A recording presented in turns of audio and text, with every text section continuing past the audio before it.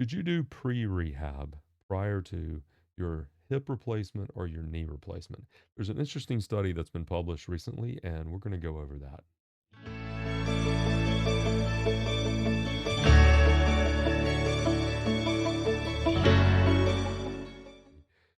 What's up, y'all? This is Carolina Doc PT, and there's an interesting study that's been published in the JOSPT journal. This is the physical therapy journal. It's the Journal of Orthopedic and Sports Physical Therapy, and we're going to go over this because a question that you get a lot of times from patients who are about to have a knee replacement, especially sometimes a hip replacement, but not quite as much, but they will ask, should we be doing pre-rehabilitation? Should we be doing exercises and working on the area that we're going to be working?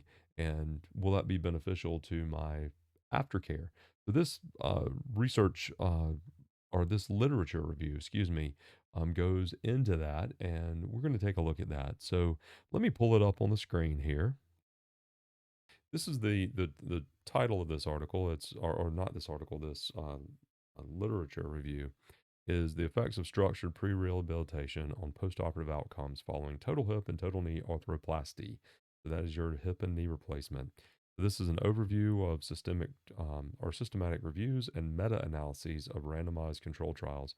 So this is a really important literature review. So if, for those of you that don't know what that is, literature reviews are when someone will go in, and that's the authors of this study. They'll go in and they will pull all of the research articles that have been done in a particular area, and then they will kind of analyze them and see, well, okay, if we look at all of these studies together, are we really getting the results that we think we're getting based off of these studies that were done. So it's just basically a way to look and see, how good of an outcome are you truly making when you look across all the various studies that have been done in a particular area. So that's kind of what this literature review is doing, is pulling together these meta analyses that are being done and these systematic reviews.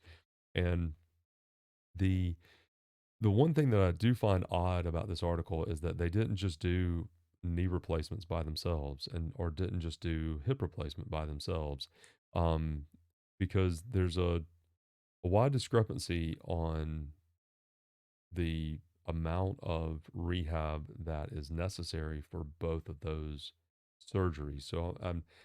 So that's something I would need to look at into the actual article. So that's one question I have about this. But if we go down, we can see where these guys pulled information from all these different studies that were done, and they analyzed them, looking at the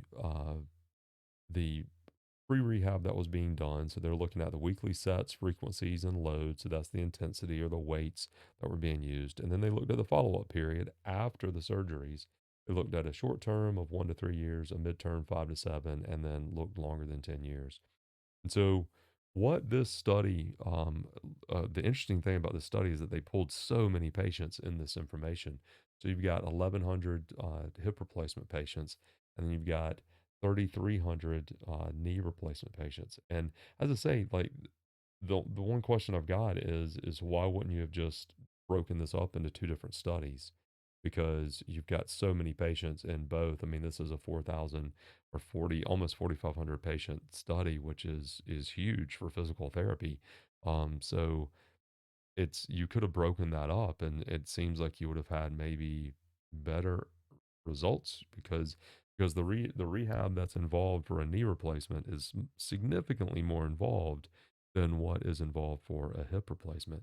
I mean, honestly, if a hip replacement patient's if you just walk afterwards and just consistently, frequently, walk and build your intensity, you will be able to rehab your hip generally really well. Whereas that is not the case for knee replacements.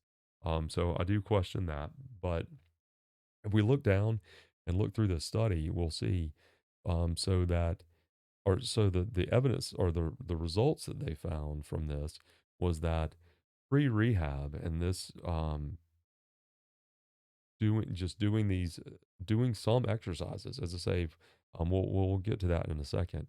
But pre-rehab was favorable for reducing the rate of complications, improving strength, objective function, quality of life, and self-reported function in patients undergoing hip and knee replacements.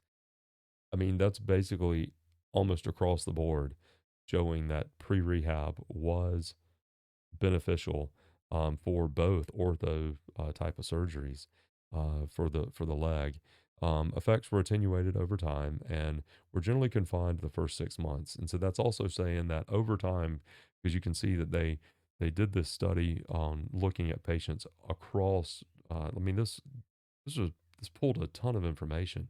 They looked from that 1 to 3 years all the way out to 10 years, and you see that the results at 5 to 7 years, that was not significant. Like you do kind of come back to the norm. That's probably because people stop working out altogether, and so then they kind of get back to where they're having equal results.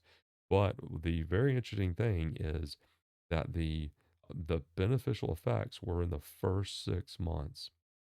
Um, and then it says that volume did not affect the postoperative outcomes.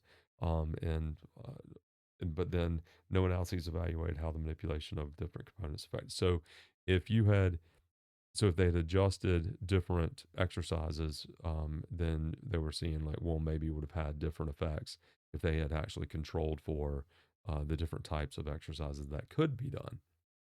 So the importance of this study. Let me before I get to that, let's go ahead and just look at the conclusion, and we'll see conclusion. uh, Pre-rehabilitation reduced the complication rates and improved objective and subjective postoperative outcomes following a hip and knee replacement, with effects generally confined to the first 6 months. All right, so let me pull back out of the screen here. Okay, so what does all that say?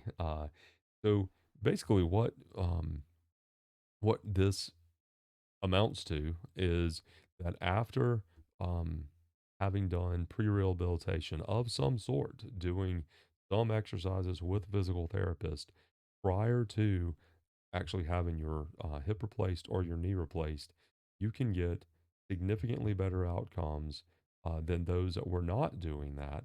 And especially that's going to be within the first 6 months post surgery. So think about that. When do most complications arise with like a knee replacement? Those are the patients that are having trouble getting their knee fully straight or having trouble getting their knee to bend. When do you see all of those as being the real significant time frame? That is within that very first 6 months.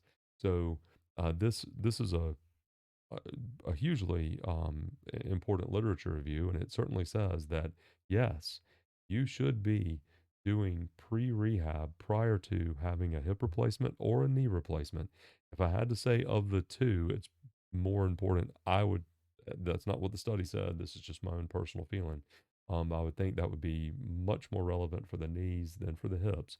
But for both types of orthopedic surgery, you can benefit and have better outcomes, especially within the first 6 months after having your surgery, if you will do the pre-rehabilitation with a physical therapist. Okay, so you are going to be benefited by doing pre-rehabilitation. So this is something that you would want to talk to your surgeon about. Get a referral to physical therapy before your surgery, and then get it after surgery. And according to this literature review, you should have much better outcomes, especially early on within that first 6 months. All right. I hope that this is giving you some good information that will take to heart if you are considering, or if you have a family member that's considering having an orthopedic surgery on your hip or your knee. Do like, subscribe, and share below, and y'all have a good one. Later.